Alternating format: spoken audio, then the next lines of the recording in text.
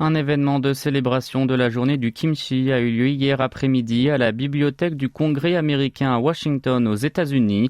Pour rappel, un projet de résolution qui consiste à reconnaître la journée du kimchi comme un jour commémoratif national avait été aussi proposé par des représentants. Plusieurs types de kimchi, un mets traditionnel coréen fait à base de choux salés, pimentés et fermentés, mais aussi des plats préparés avec ceux-ci ont été étalés au sein de la bibliothèque du Congrès.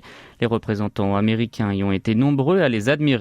Richie Torres a déclaré que c'était la première fois qu'il goûtait du kimchi et qu'il avait déjà même peur d'y être accro. Marilyn Strickland, représentante américaine d'origine coréenne, a souligné que cette journée spéciale ne vise pas simplement à célébrer l'aliment lui-même, mais a pour objectif plutôt de valoriser les Américains originaires du pays du matin clair, leur culture et leur histoire.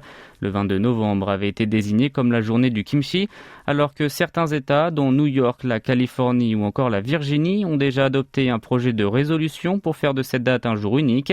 Le texte déposé par 12 représentants propose de la célébrer au niveau national. Caroline Maloney, l'une d'entre eux, a indiqué qu'une grande part de la population savait que le kimchi est un aliment traditionnel coréen datant des 3 royaumes de Corée et que de plus en plus de personnes en consommaient sur le sol américain.